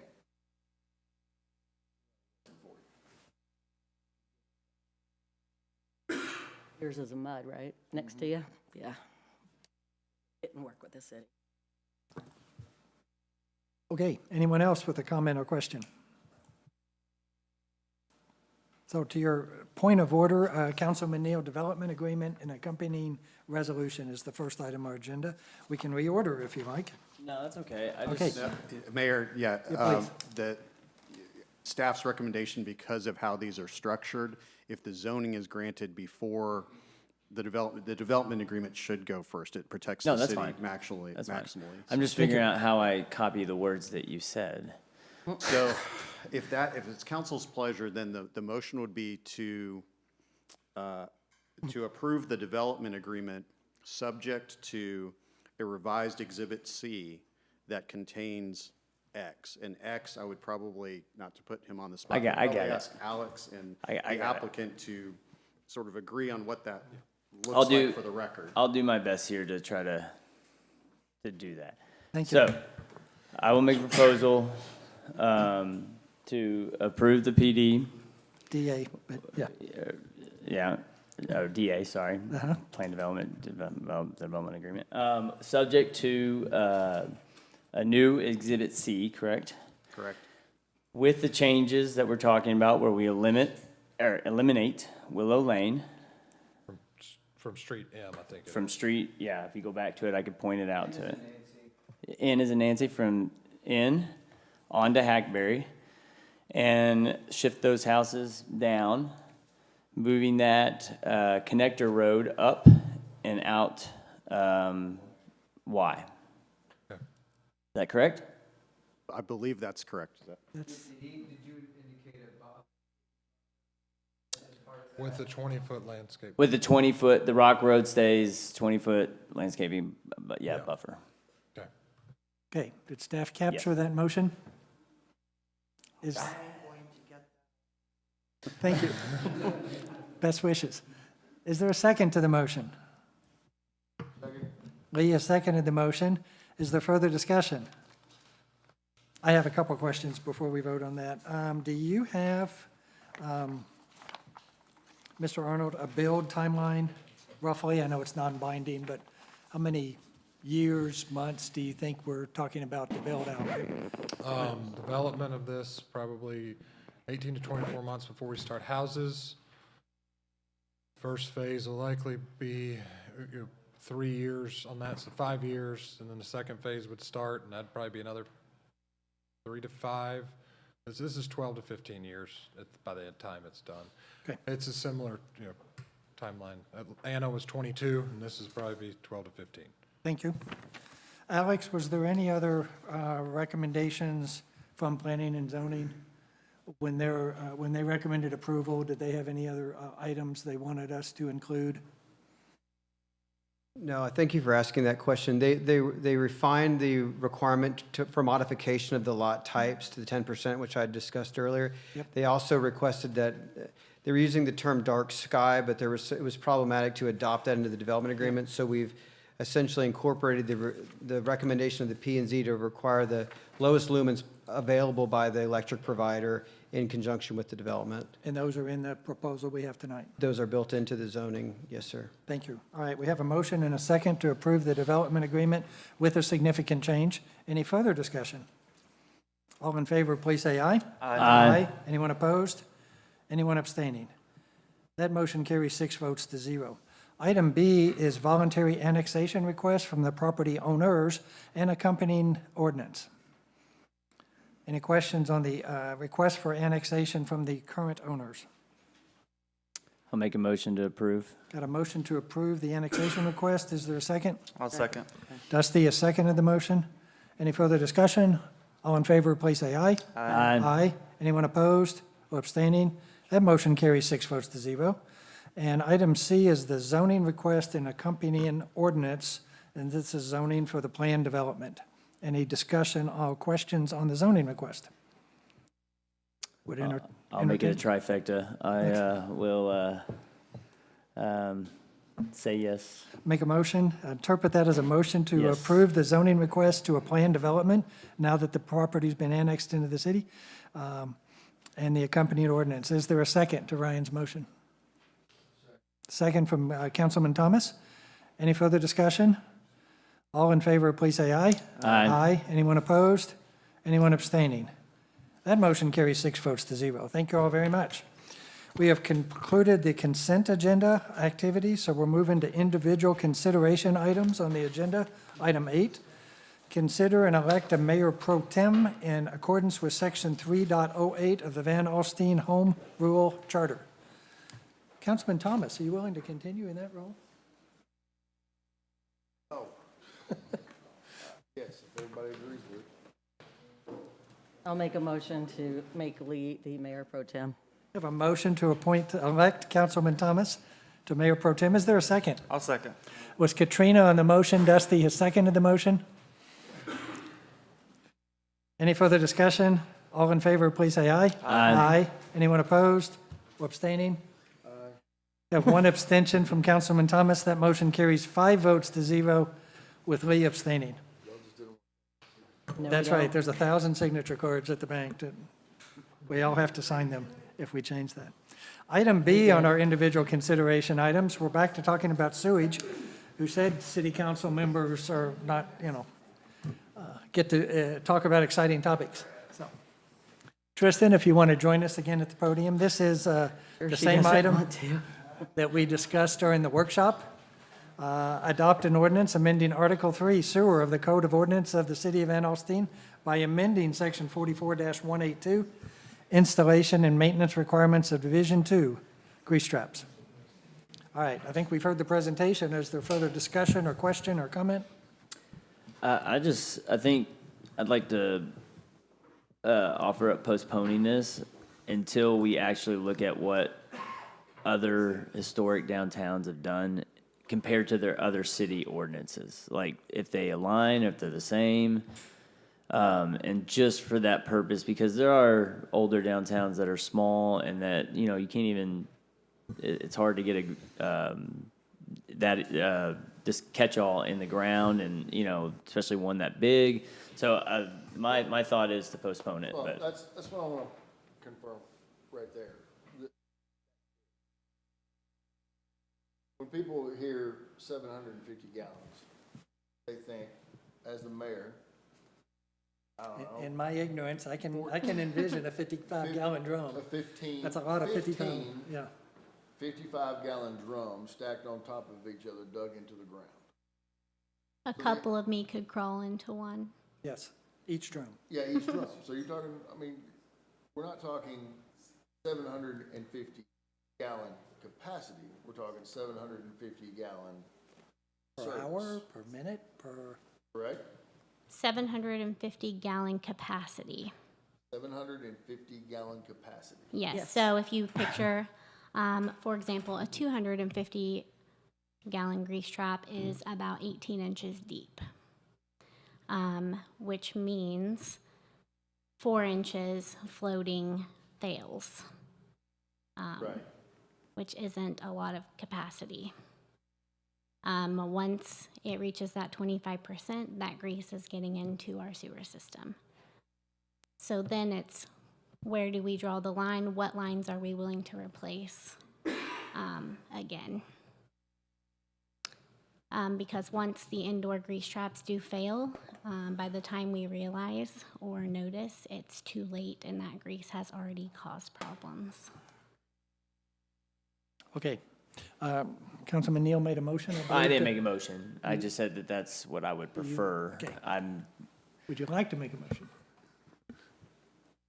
Yeah, I'll make that motion. I'll Thank make a motion to postpone until there's a little bit more further research just on what other older towns are doing as in regards to their entire town and then the historic district downtown. So, it's a little more homework for you. I'm sorry, Tristan, but I think it's worth okay. hearing what they do to, kind of, for me, to feel comfortable to say yes to this type of ordinance, so.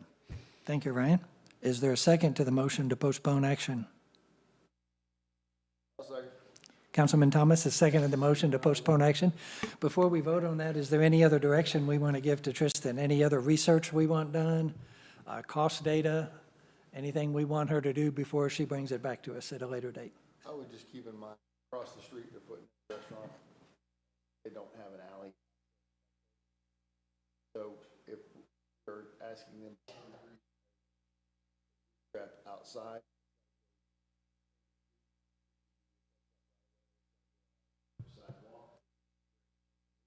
Yes. so something like that would have to fall into flow rate or allow them to chisel. Many cities do put grease traps in sidewalks. We have several of them here in the city already. Just adding that forethought. But yes, I do understand TxDOT right away and the abilities to work within that. And there are also thoughts of space restrictions and those kinds of things too. Excuse me. But should be considered on a case-by-case basis, not just because the business is downtown, allowing grease to infiltrate our system. No, if they're a restaurant, they have to have. Yes. Thank you. Any other requests for information before we take action on the motion? I would just like clarification on to whom this applies. Does it apply to nonprofits? Does it apply to only commercial businesses? So if you could, Any entity that generates foodstuffs, Any food, appetizers, anything. That's the problem. anything that That's different than a generates grease. Applebee's or Chili's or whatever. Like, it's just, it doesn't make sense to me. To What make the about same ordinance. Schools, daycares, they will all be affected and are already affected by our ordinance that hasn't been enforced. Food trucks, they have their own, like they don't dump them outside or dump them, down a drain? Like, So how does I- that work too? Like, how are we my better question on that is, how are we going about and trying to enforce them Right. So maintaining code would grease? typically make them dispose of their own grease, but I believe here they may be dumping somewhere nearby. I would just try to build a little bit of I don't know, it's not like saying, hey, go build a case, but just, try to, cross all the Ts and dot all the Is, and make sure that this ordinance is one that can be, that'll work, for everybody, but also, like Katrina said, or Lee was talking about, to where, hey, if you are a business where you don't do very much food at all, but you're doing it very little, to where there is an ability to be able to go through a process and not have to expand to the size that we're trying to demand right now. And I do also just want to mention that a business coming in can present a menu and then 3 or 4 months down the road, change that menu. City would not be notified of that, and there would be no way of us knowing until, again, it may be too late. And I don't think it's going to be a perfect either way, right? Yeah, there's no So- way we're going to be able to catch everything. Yeah. So the two businesses on Jefferson that have food, they have both told me that their system is adequate and it is not putting grease into the city. So is the problem that we're not enforcing what rules we have with other businesses? Or is How it these have new they ones con- that just spent thousands on new systems that now, if they do any upgrades, which both of them have talked about, they have to spend a lot more money? And my question would be, how have they confirmed that they haven't? Because 5 out of 6 photos I showed tonight were of downtown. 5 of what? The 5 of the 6 photos in my presentation were from downtown. So if their engineers and their people say that this goes international, or follows the international standards, we're gonna still say, well, we don't trust it because we have grease downtown in the pipes, so you have to do this. Well, we should be able to I mean, allow a variance, but also the worksheet can be filled out by anybody. So I get also that, but- maintaining a minimum standard that we can enforce if we need to is important. yeah, and I think we appreciate your desire to keep our sewer pipes clean of sludge. Thank you. And this treatment plan, for that matter, and we just need to arrive at a solution that's That's not really implementable. my issue, but my issue is we've worked really hard to try to get these businesses to come downtown, Right. small businesses, that's what downtowns are. Yep. And now we're gonna be so business unfriendly for possibly no reason. Like, if they're not doing the right things, enforce what we have, like, enforce it. Okay, any other things we want Tristan to look at before she brings this back? The language around it, like, that's not in there right now, right? I mean, they can fill out the form, and then the languages will determine, or how does the language go around, like, when you get the form back? The language says they should use the form. But that's all so maybe also around language too, because you mentioned the word variance, right? So language around to what that variance, how that comes about in that process. So that's what I'm talking about. Just trying to figure out a little bit of a deeper dive into how can we just kind of make this, like you said, where there's a standard, Yeah. but then there's also people that you know, maybe, like I said, aren't serving a lot of food, and they don't have to be at that level. They can be lower than that level, but there's a process to go through it to get to that Understood. approval. Okay, Yes. that's all. Thank you. We have a motion from Councilman Neal, seconded by Councilman Thomas. Any other discussion? Call for a vote. All in favor of postponing action on item 8B, please say aye. Aye. Aye. Anyone opposed or abstaining? That motion carries unanimously. Thank you, Tristan. Item 8C, adopt an ordinance amending Section 44, Article 5, impact fees of the city's Code of Ordinances by replacing Table 9, land use equivalency table. This item's postponed from May 12th. Before he gets going, Katrina, I just want to apologize to you from last meeting. It was the opposite to where we reduced the commercial side and kept Thank you. Okay. Good evening. I know we've had a lot of topics already, but in the interest of full transparency, I want to go through the details with you guys so you can see every single thing we're talking about changing from what we did in April. Happy to answer any questions as we go. Please interrupt me. We'll walk through this. So. All right. Thanks for coming back. Yes, Jake. we want to get this right. So thankfully, we're still in the grace period and the waiting period, so we can address this now since you can't collect fees for 12 months after passing. But yeah, I just wanted to go over. What do you mean grace period? I just want to stop. Like, Yeah, so because we already voted on this and we were told we were bound by that vote and it's based on false information. So what does the Correct. grace period mean? Sorry, there's a 12-month required waiting period from the state law where you can't collect impact fees for 12 months after you pass it or adopt it. That's what I meant by that. But the rule still states that we can't go up. Right. We can just go down. Per the changes from last September, yes. Yes, Yeah, correct. So I'm going to go over a few things today. I'm going to go over current ordinance, what's in there, what we're talking about, the validity of the rest of the work that was done on the maximum fee in the study piece and clarifying that. I'm going to go through some of the assumptions and what proposed revisions are to those, and then compare those with other places around. So going through this, so in the April 14th council meeting, this is where I use the term grace period, which I just clarified. That was amending Section 44, Article 5 of impact fees, which previously had covered water, wastewater, and we added roadway to it. What we did in that ordinance is we added some definitions for roadways and things related to specifically to roadway impact fees, such as the service areas, which are limited to 6 miles, or in this case, the city limits. We established that maximum from the study, and I'll go over that and how that's not impacted by this. And then we set those collection rates, which were based off of a percentage of that maximum. So none of that's been affected. So the one thing left is the conversion chart to convert that dollar amount, the $1998.50 to $2797.90 for each land use, and where there were some clerical errors there. So this chart, out of this first page of the approximately 70 land uses, there were 2 that were affected. One was recreational community center for a pass-by rate, which I'll explain on a slide in a second. And then a pass-by rate that wasn't applied for daycare center. None of the residential, industrial, lodging, other recreational uses, institutional, or medical was affected by any of these changes. Just to be clear, it's just those 3 cells. On this chart, there's more, but that's primarily because pass-by trips are more impacting to commercial, and that's where there was an error, where the pass-by wasn't accounted for in the formula. So that's been fixed, and then we have a couple places where we propose to change the trip length. And in reviewing that, and I'll explain why. And those are in the extra set of clusters on the right there. So primarily what we're talking about here is the retail and services land uses, with those other 2 as an exception. Questions on that so far? Okay.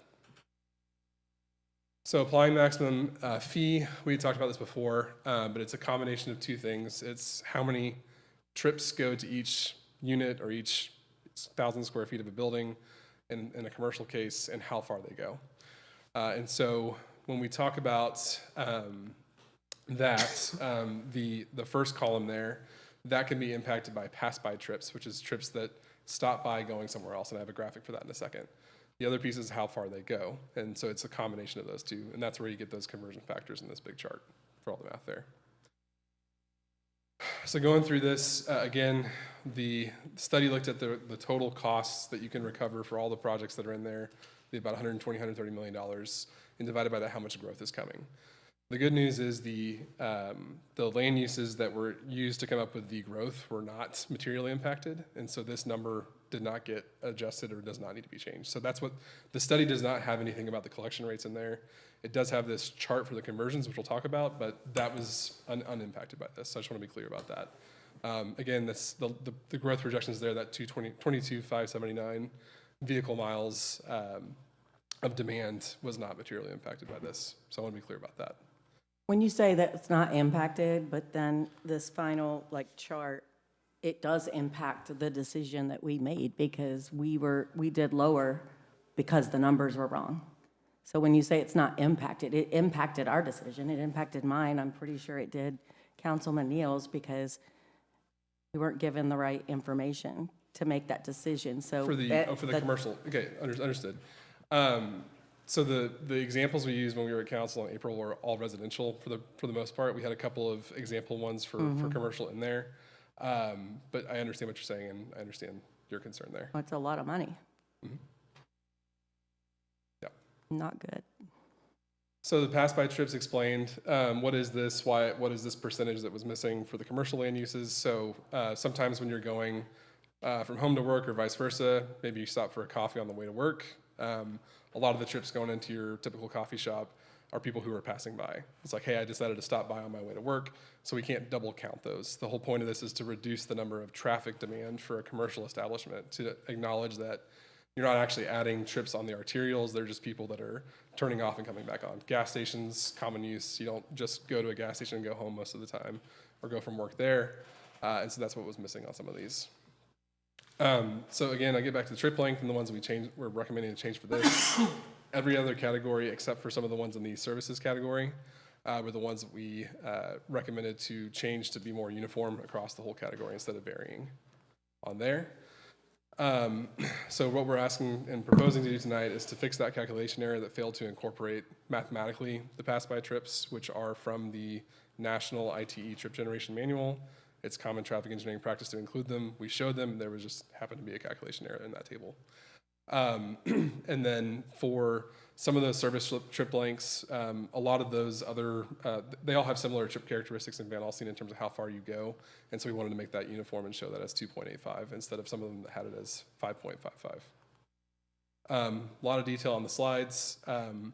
What I tried to show on this, anything in red was something that was affected by the calculation changes. Really, that last column is the one that you end up using to apply the fee. So if someone comes in and they say it's the 1998 for residential or the 2,700 and change for commercial, they're going to take that number and multiply it times this last number in the column. And so comparing with nearby cities, so this is kind of one of the things I wanted to highlight here because we talked about this a lot in April, which was, where do we land? A lot of the discussion was either being within the range of other communities nearby or maybe slightly above, which is where we were comfortable, where things landed after discussion on residential it was fine to be above anybody else on that. So anything that's in green on this with the proposed revised rates shows us being in the range. A lot of those in the second page, because most of these are unchanged except for just the two red numbers here. So these are all the same on this first one. On the second one, a lot of the ones that you would be in retail and services would have put you guys significantly above anybody else in the Metroplex and probably the state of Texas at this point, because there was that calculation error that didn't account for the pass-by trips. You're still above the range on a couple of these that are not in green, and a lot of them you're pretty close to the next highest in the area, which is Salina. The first column on this one, let me just go back real quick, is Anna in purple. Orange is Salina, and green is Prosper. I will note that for Anna to the south, their study was from 2022. They have to update theirs next year in 2027, so these are actually older costs that are in their study, so it's likely that they could come up given the increased cost in infrastructure over time, but it's to be determined until next year. But with that, I'll pause and we can talk through questions and go through anything specific. I don't know if there's much point. It's disappointing that we would have made a different decision and we would have gone up. I'm pretty confident on our impact fee for commercial had we had the right numbers. So I don't know if legally we can do anything. I don't know if you researched that, if there's anything. I just am very disappointed that we were forced to vote on wrong numbers, and now we're held to that standard. And we're going to lose a lot of money based on that mistake. Well, is it, as far as the ability, so let me, take that in two parts. As far as the ability of the city to raise the impact fee once it's been set, and what the legislative changes have done last year do not allow that. My understanding is that the maximum number wouldn't have been affected by these changes? Okay, so that's good news. There's nothing in Chapter 395 that requires, absolute accuracy, just that the city adopts it. So it sounds like that starting number, the maximum that you could charge, was correctly presented, and then the council adopted the actual imposed based on the percentage of that maximum. I think you have a defensible impact fee adopted pursuant to state law, so I think it still holds up there. Is in the columns, I think I'm on, that page right there. The one adopted in April, that is with the percentages that we determined, correct? It was, that was applying 70%, but it didn't incorporate that discount for the pass-by trips for those ones in red. No, I understand, Yeah, okay. but it's not, this isn't the max number. It's not, you're not showing what we adopted in April as the max number, correct? You're showing it actually. That's the 70% of what would have been the maximum with the longer, Well, it the wasn't higher trip rates. It wasn't 70% for retail and stuff like that. It was lower than that. I think it was 50% for retail and everything. But either way, Right. it's with that percentage. So the whole point is with the discount numbers and what you're showing in, let's say a drive-in bank. We were assuming on 50% that it would be $303,000 based on what your calculation was. Sorry, this chart is 70% of, I see what you're saying. Yeah, correct. You would have assumed that you were adopting 300,000, correct? Yes. And then now with the discount that you're talking about, that would be discounted to whatever, I just lost my place. 100,000, yeah. Correct. So that's the whole point of what Ms. Arsenal is trying to. I understand. And maybe this is the 70% in the here, and we did lower it a little bit because we thought even this was a little high, but even if we lower it 20%, it's still not as low as what the projected are with the discount, and that's where the difference might have been. Correct. It's more related to the discount than what the maximum fee been was. made. If we would have had that information, we might not have gone from 70 to 20. Because I think you did show just 70 across the board with these in April, because that's what P&Z had recommended. And 50, so, We had They 50 in recommend April. 50, And we, upped y'all to increased. three- to 70. yeah, okay, so We this upped is 50. This residential is to 50. 70. Okay, Yeah, so you yes, increased it. And sorry. we did not up Yeah. commercial because his numbers showed that we were higher than Yeah. almost every city. And that's the difference there on where it's a little disappointing is because it. if we would have had the discount rate, then maybe instead of just raising commercial or retail up to 7 or residential up to 70, we also would have bumped up commercial as well. But anyways, that's obviously there's nothing we can do about it, but that's where we're disappointed in it. Understand. So. No, and sincere apologies for the mistake there. Okay, But the changes that have to be made, what's the motion for that?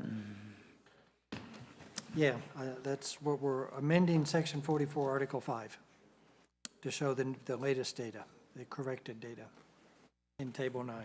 Okay, I'll make that motion. Got a motion from Councilman Neal to replace Table 9 and Section 44, Article 5 of impact fees. Is there a second? Seriously, y'all? Second. Councilman Thomas has seconded that motion. Any further discussion? All in favor, please say aye. Aye. Anyone opposed? Aye. Anyone abstaining? That motion carries 5 votes to 1 with Councilwoman Arsenal opposed. All right, thank you. We're moving to item D. Consider adopting a resolution setting a public hearing for July 14th, 2026 at 6:30 PM under Section 311.003 of the Texas Tax Code for the creation of a tax increment reinvestment zone containing approximately 176.603 acres of land generally located on the north side of FM 121, east of Hackberry Road, and being wholly located within the corporate limits and extraterritorial jurisdiction of the city of Van Alstyne, Texas. Solera. Alex, welcome back. Thank you, sir. These are the two items I had mentioned earlier that were related to the approvals earlier on the agenda. For the Solara development, the two resolutions before you essentially set public hearings for the July meeting. One of the items being to set a public hearing to discuss the creation of a TERS, and at that time, you'd be presented a preliminary project and financing plan. And the other item being calling for a public hearing on July 14th for the creation of the PID. And so this item is strictly resolution to set the public hearing in the future, which is part of the PID TERS creation and adoption processes. Thank you, Alex. Any questions from council? I have one, or if we can reach agreement with the county, Grayson County, does that impact the boundaries of the TERS? Yes, so we've speculatively discussed incorporating a portion of Hackberry into the TERS initially. We will, so there's a, if we pass this tonight, can we still do that in July? yes. Okay. So we'll have another month to work with the county and get it worked out. And if there, the thought process too is if we do end up making a deal with the county need to annex, then we would amend the TERS and annex and send those two particular things together in the Okay. future separately. Yeah. Ideally, we'll do it all together, but again, it's partly unresolved at this point. Thank you. Any other questions or comments? Make a motion to approve. Dusty has moved to approve item D, the public hearing for July 14th. Is there a second? Second. Lee has seconded the motion. Any further discussion? All in favor, please say aye. Aye. Aye. Anyone opposed or abstaining? That motion carries 6-0. Item E, consider accepting a petition to create a Solera Public Improvement District, calling for a public hearing for July 14th, 2026, 6:30 PM, under Section 372.009 of the Texas Local Government Code for the creation of the Solera Public Improvement District located wholly within the corporate limits of the city of Van Alstyne, Texas. Consider the feasibility and advisability of establishing the district and adopt the accompanying resolution. Any questions or comments on that? Would entertain a motion. Make a motion to approve. Dusty has moved to approve. Is there a second? Second. Lee has seconded the motion. Any further discussion on the motion? All in favor, please say aye. Aye. Anyone opposed or abstaining? That motion carries 6-0. Item F, approve a development agreement with Creekline Partners Limited, a Texas limited partnership related to 78.880 acres of real property located in the municipal boundaries of the city, including the accompanying ordinance, and providing for related matters, including a future public improvement district petition. Creekline. Alex. Thank you very much. Just in terms of a bit of brief background, we are talking about what's been known historically as the Rolling Ridge developments on Highway 5, just north of Spence Road. They're currently Phase 1 and Phase 2 have been developed, and most of the houses in Phase 1 have been built, and there's current housing construction going on in Phase 2. The focus of this particular item is Phase 3, which is the far north end. The entirety of the property, Rolling Ridge Phase 1, Phase 2, Phase 3. We can call Rolling Ridge Phase 3 the Manors or Creekline. It's had a couple different aliases. At this point, we're at Creekline. It was annexed and zoned, and there was a development agreement established in 2018 for all three of those developments. At the time, the property was designed and developed and served with a single 12-inch water line up Waco Street to serve essentially all the development. There were water pressure issues that were discovered in 2025 in Rolling Ridge Phase 1. So as a result of that, the city engaged in some water modeling and determined that at that time that the three highlighted connection points would help provide some additional water pressure and provide some level of additional redundancy. And so the developer was informed of those requirements. Concurrent with that, we'd had various discussions with Zach Tax about special financing districts and thought this was a good candidate for such a district. We had discussed a PID, TERS, MMD. After discussion with the council, Zach Tax, the developer and staff and others, what currently is proposed is a PID for Creek Line, just the very north subdivision phase. But as opposed to engaging in a TERS, and because the property doesn't, the off-site improvements can't be reimbursed through impact fees because they're not on our capital improvement plan. The request before you this evening is for a Chapter 380 agreement that would enable for reimbursement of that off-site infrastructure to be paid back through utility funds as an option.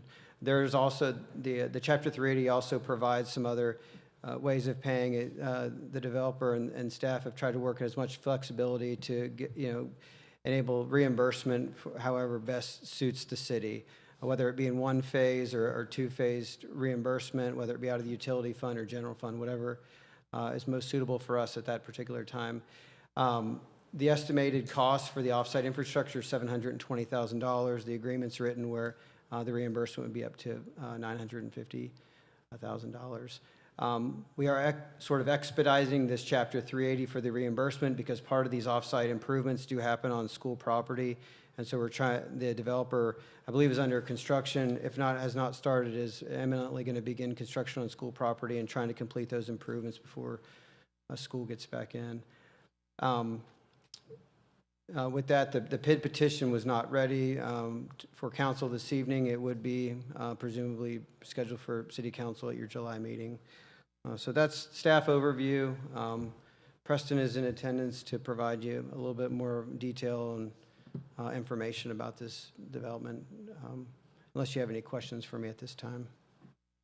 Does the water line not go through their project? You keep calling it off-site, but the water line's not, that needs to expand.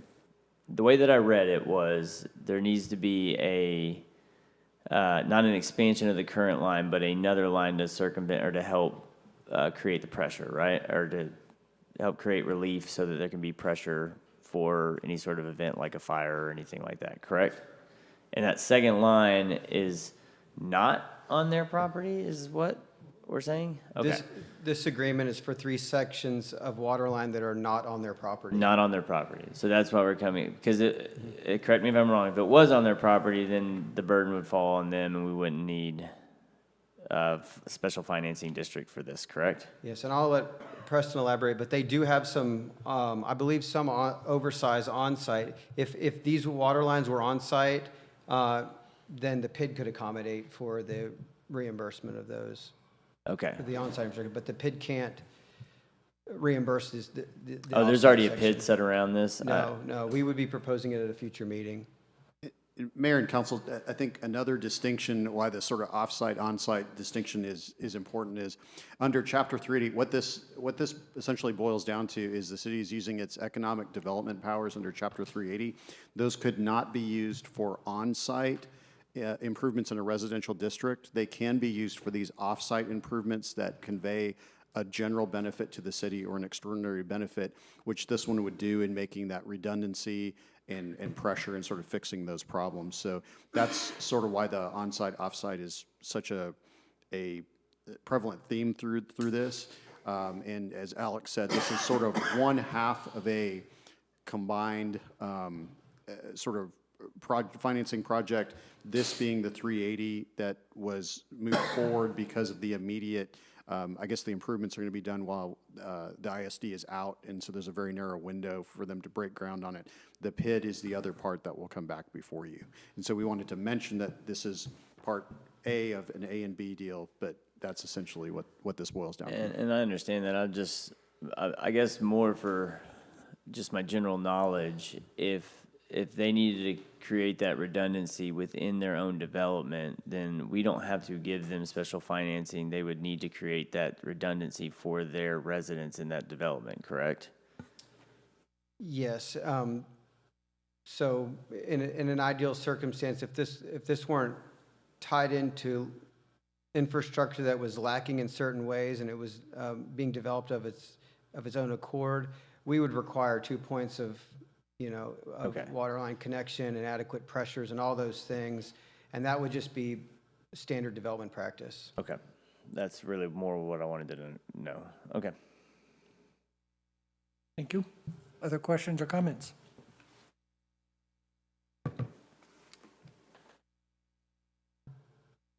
Okay, Am I making a second? so to be clear, we're being asked to approve the development agreement tonight. Correct. This is, chapter 380 agreement is The 380 probably agreement. the precise language. Yep. You can Thank make it first, Lee. I'll make a motion. I don't even think we need you. Do it quick. I think We she just we made got a a motion from Katrina to approve the Chapter 380 agreement with Creek Line Partners. I'll second. Dusty, a second of the motion? Oh, man. Any further discussion? Keeping Susan on her toes over there. We don't want to do cut and paste. She's got to. Thank you. All right. Any further discussion? All in favor, please say aye. Aye. Aye. Anyone opposed or abstaining? That motion carries 6 votes to 0. Yes.